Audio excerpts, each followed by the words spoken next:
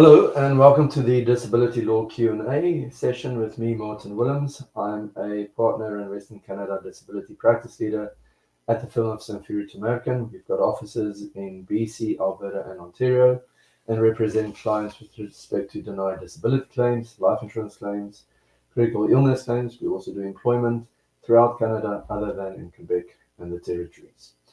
This is a session where I welcome questions via social media, and as they come through, I'll address them as best as I can. We've got 30 minutes, so I'll get right into it. We've seen an increase in questions regarding how to qualify for LTD. What does it mean to be totally disabled? So that phrase can be misleading. When you hear totally disabled, it sounds quite serious. It sounds like you basically cannot do anything. In terms of a disability contract, that's not quite true. And I must say, I've had meetings with doctors over the years discussing this as well, where many people would say to me, what I'm going to describe sounds more like partial disability versus total disability. Total disability in a disability policy that you may have through your employer or that you may have purchased yourself as an individual will provide a definition for total disability. What that in essence means is if you are unable due to an illness or an injury to perform the essential duties of your own occupation, and later on there may be a change where you have to prove that you cannot perform the essential duties of any other occupation for which you have the transferable skills, then you should be entitled to disability benefits to be paid by the insurance company. Now, if you're able to dress yourself, if you're able to get out of bed, if you're able to feed yourself, many people may think, well, then you're partially disabled, as many doctors have told me. Total disability is a contractual definition. So whether you're able to do other things, yes, that may form part of the analysis.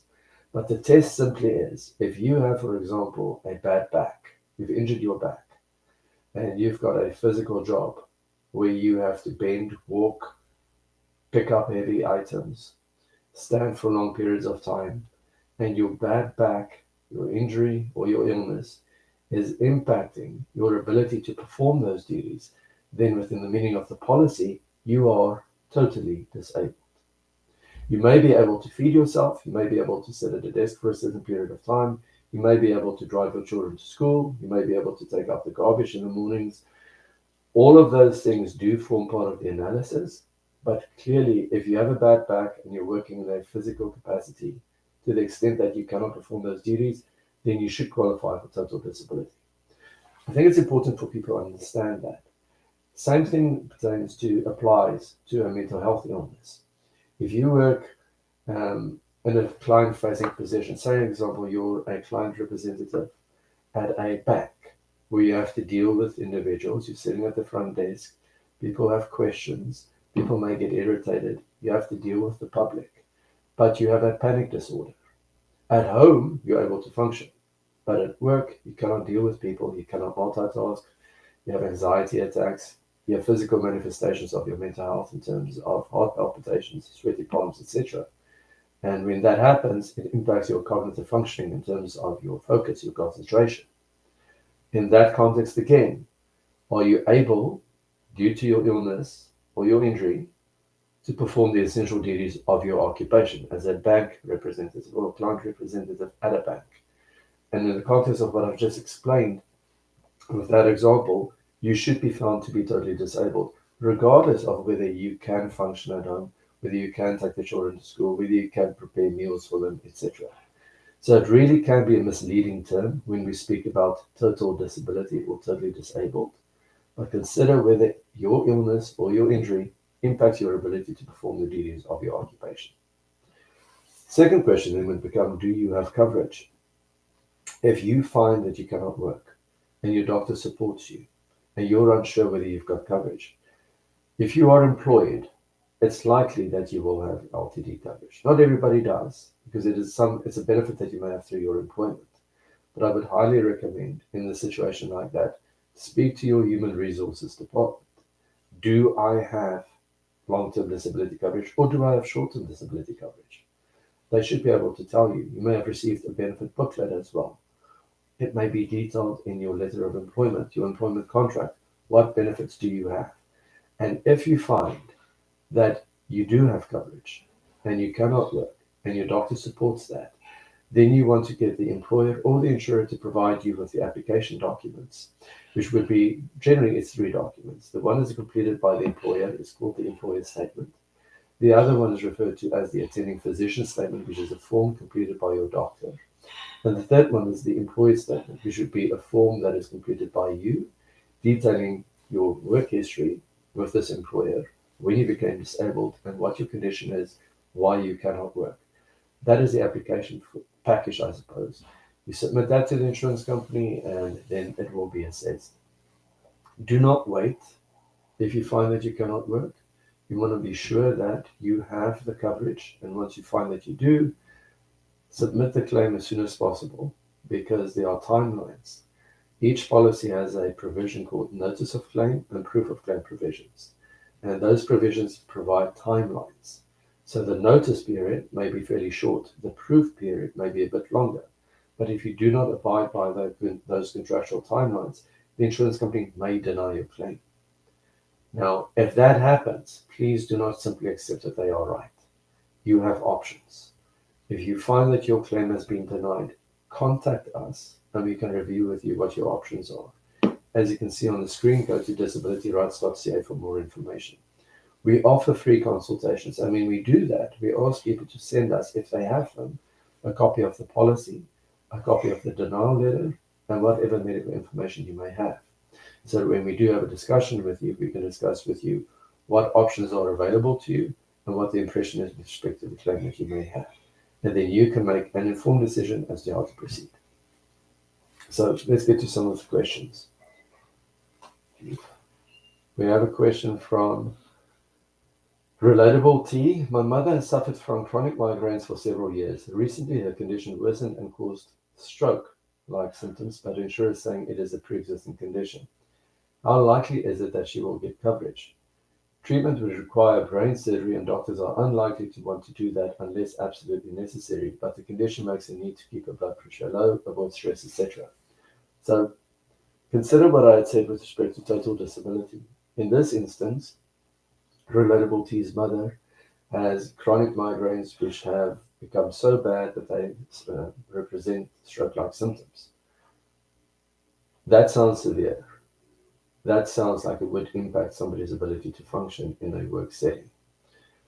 The claim has been submitted, but the insurance company is now denying the claim because they say it is a pre-existing condition. Your question is, how likely will it be for your mother to get coverage?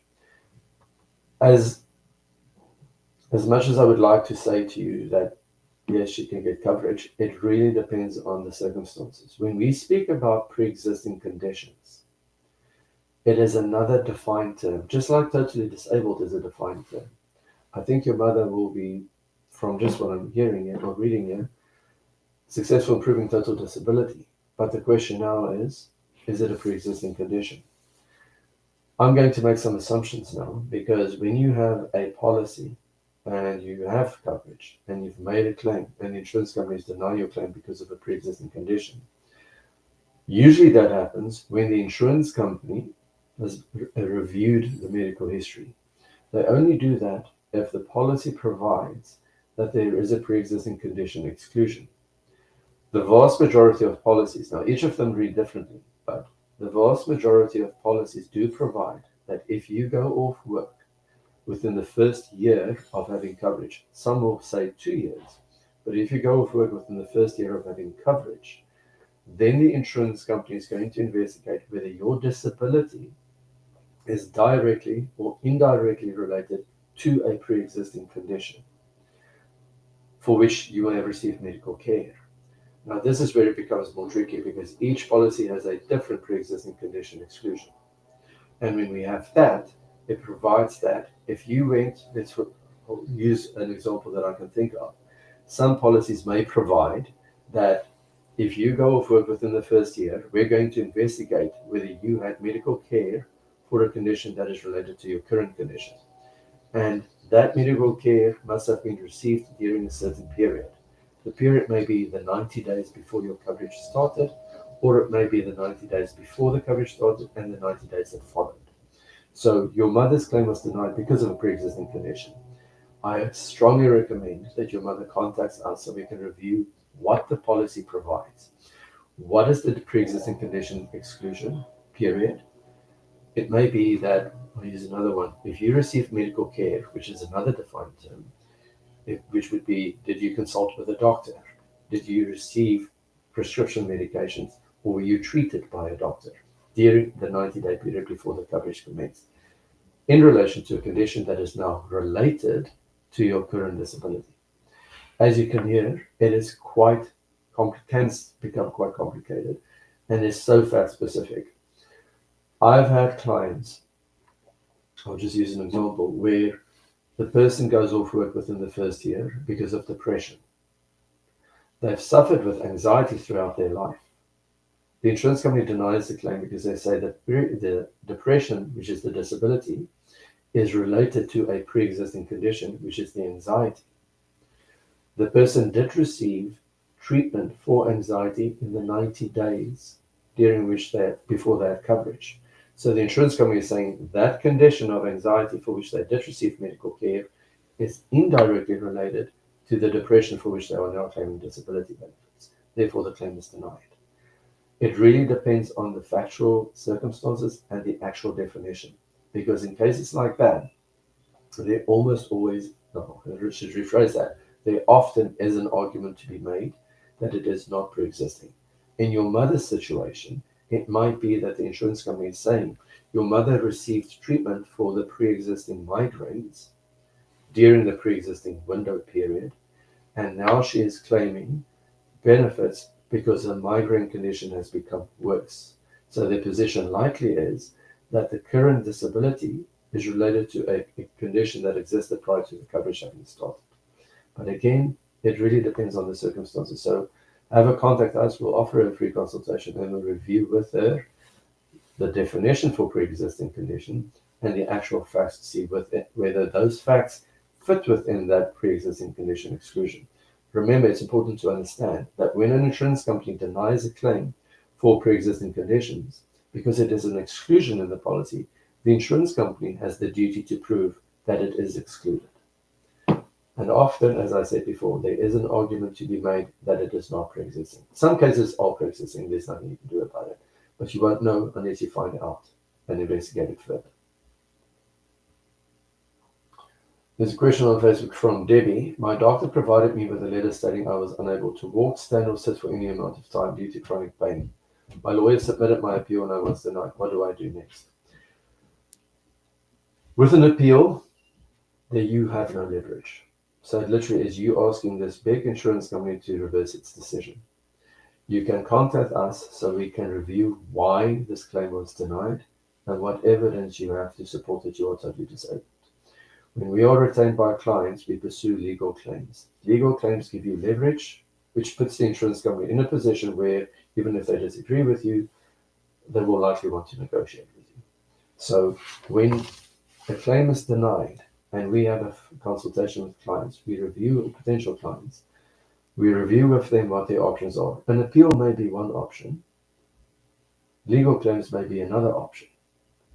You can then decide what option makes sense to you. When we get retained, our goal is to get our clients the maximum compensation that is available. And you don't have to deal with the insurance company any longer. All communications go through us. Your job is to focus on your treatment and to see your doctor regularly.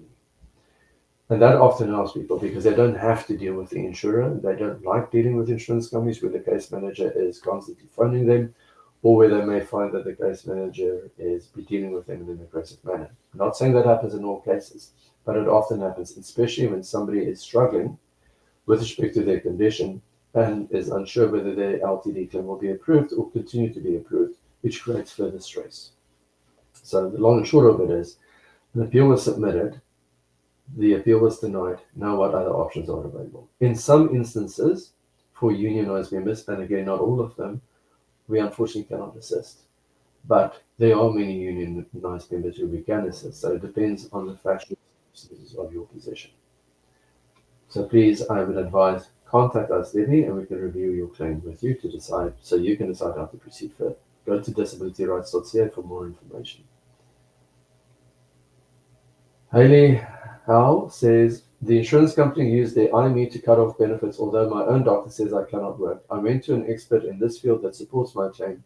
Can they still use the IME to deny? I'm so sorry, Haley. This is a very difficult situation. Under the terms of your policy, insurance companies often will have you assessed for an independent medical examination, which is, in theory, a third-party examiner or expert who will examine you, assess you, and then provide an opinion to the insurance company. Insurance companies make decisions. Your doctor disagrees with the IME doctor's position, and you've also got an expert who disagrees with their IME doctor.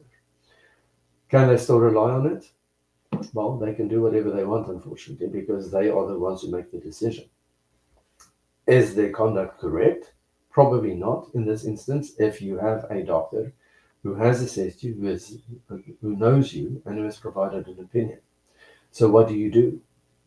In that instance, I would strongly suggest again that you contact us and we can discuss with you what your options are. When we get retained, insurance companies at their end often do this. They will get an IME to support their decision. Now, sometimes the IME is supportive of the person and they may continue to pay benefits. But I've also seen instances where insurance companies did retain an IME assessment, got an opinion, the opinion supported the person, and they then had their in-house doctor review the IME, disagreed with the IME, and still denied the claim. That in itself may lead to a claim for damages. Doesn't always happen, but it has happened. When we get retained and the person has gone for an IME requisitioned by the insurance company, which costs them thousands of dollars, by the way, to get, they are now denying the claim.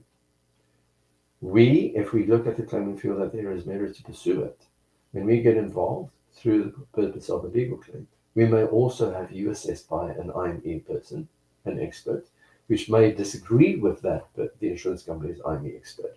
Then it provides you further leverage to pursue the claim.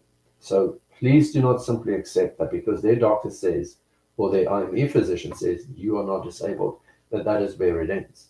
You have options, and you should pursue those options because you paid into these benefits. And if you have a doctor who supports that you cannot work, and that doctor has seen you on a regular basis, has seen the decline, is well aware of your condition, sees you on a regular basis, how on earth should that doctor's opinion be thrown to the wayside, where a different doctor sees you maybe for one time, or worse, where the insurance company's doctor could review the file materials without even seeing you, speaking with you, or even discussing it with your doctor, and then denies your claim? How on earth should that doctor's opinion trump your doctor's position?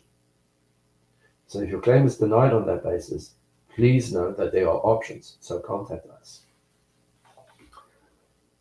Okay, bunch of questions coming in. Jason J says, can I work while I'm on LTD?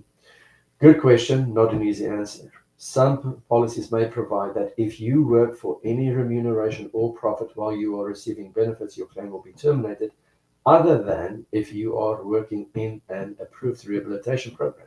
In other words, if you've gone off work, cannot work for a period of time, your doctor then says, well, maybe we should consider putting you into a graduated return to work program. You communicate that to the insurance company and they work with you through an approved rehab program. They may top up your benefits and continue to pay you for a period of time until you're back to work.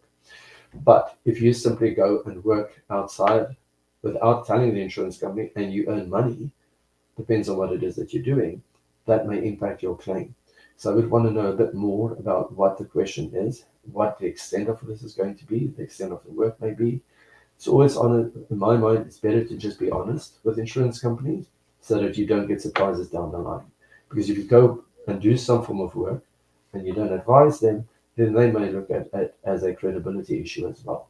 So for you, Jason, same thing applies. You haven't been denied. If you want to contact us and have a discussion about it, we're happy to chat with you to see what it is that you're planning on doing and how it may impact your claim. Agrarian Librarian, good name, says, what happens when you need to transition from STD, short-term benefits, to LTD, long-term benefits? My condition has not really changed, but my diagnosis has. It's more serious than the doctors originally reported. So this is a good question. Sometimes it is the same insurance company who pays short-term benefits, or at least adjudicates the short-term disability plan or program which may be self-insured by the employer, and then they are the same entity that insures LTD. If they find that you've reached the maximum of the short-term disability period and you should be transitioning to LTD, work with the insurance company to provide further evidence. They may request you to submit another attending physician statement. If, though, it is a different insurance company, you want to be in contact with the Human Resource Department to make sure that you do not miss the timelines to apply for long-term disability. So if you do know, usually short-term may be 4 months, sometimes it's 6 months, sometimes it's a year, depending on the language of your policy or what benefits your employer provides to you. But if you know that you're reaching the end of the short-term period, be in contact, be vocal about this. Speak to the insurance company and say, well, apparently I'm reaching the end. What should I do now? Okay, how do I transition? Do I need to submit new forms? Is it a different insurance company? Also have that discussion with the employer. I hope that's helpful. Relatable T says, thank you. These sessions are so helpful. I've been watching them for the last few weeks. So you're very welcome. I'm glad to hear that they're helping someone. If you've got more questions, as I said before, with respect to your mother, please have a contact us and we can just chat with her. Question on Facebook from Donna. I recently hired a lawyer to help me file an appeal for my LTD claim. After submitting everything with my lawyer, the claim was still rejected. I'm not sure. Is that the same question as we had before? I think that is the same question. So we already discussed that. Appeals versus legal claims. Appeals, you have no leverage. Legal claims give you leverage. Serena3003 says, when dealing with a claim for depression / anxiety and CPTSD, complex PTSD, how does this typically go? Will the insurer need me to go over my history? Serena, I know this is a very difficult topic. Sometimes when you submit it, well, not sometimes, let's go back to how this does done. You submit a claim, your doctor submits the attending physician statement. The insurance company receives it. A case manager is appointed. The case manager is going to review the documents and then likely will phone you to conduct what is referred to as a functional telephone interview, an FTI. During that interview, the person may ask you questions, and there could be many questions. It could be, what happened that led you to go off work? Will they be in-depth questions as to what had happened prior? Maybe, but it would really be focused on why did you go off work? Were there workplace issues in place? And that's a question which is asked quite a lot because the insurance company is trying to assess and maybe extract information whether your disability is solely related or your absence from work is solely related to this workplace versus any workplace. Because your claim may be denied on that basis. And we've got enough time, I'll speak about that in a second. But going back to what I was saying, they will conduct a functional telephone interview with you.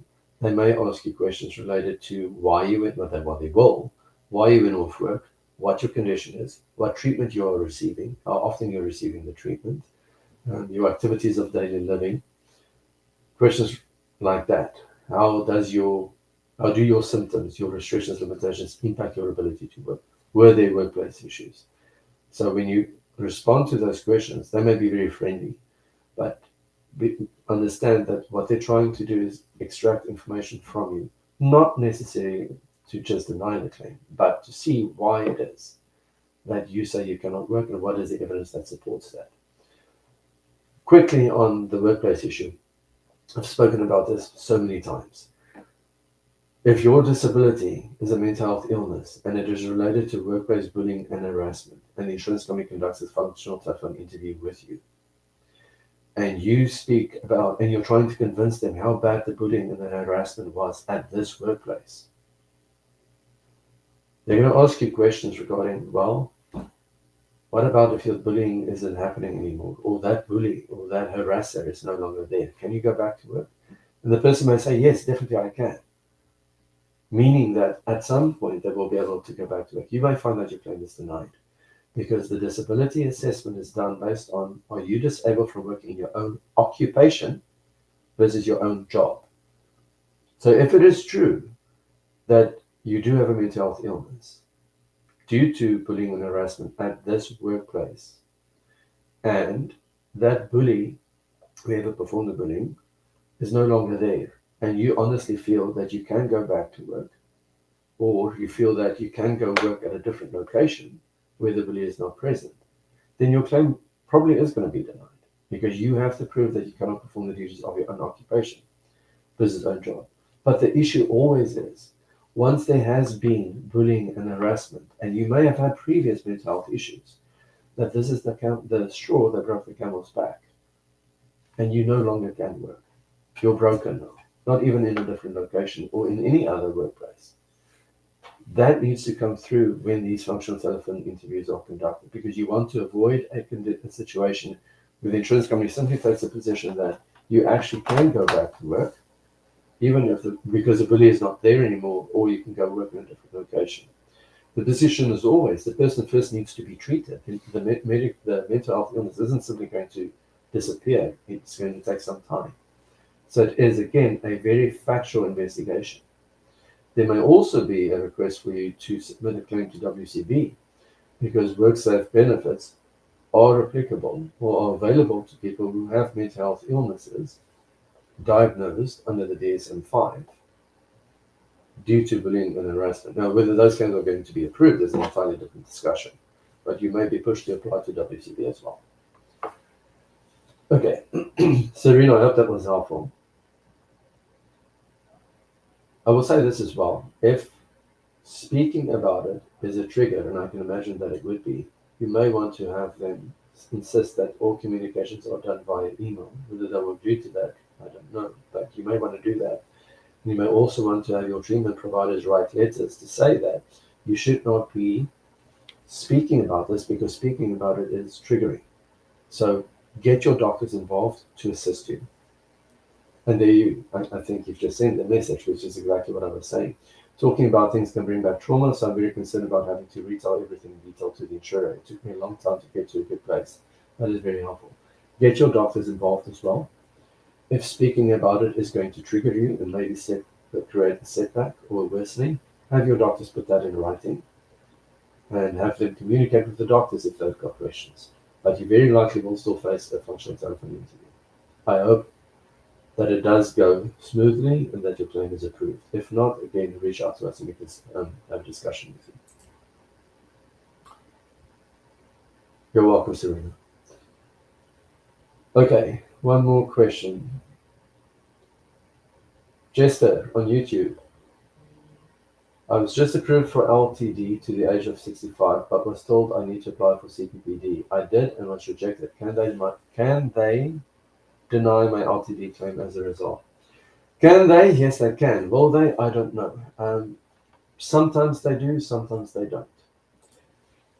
Their position is, and it depends on what age you are, I don't often see them approve cases to the age of 65, because you have a duty to continue to prove your ongoing disability under the terms of the policy. So if you're 59 and you have a condition, for example, mental health illness, etc., yes, they may say your benefits are payable to the age of 65, but it doesn't mean that they're going to necessarily approve it to the age of 65 6 years early.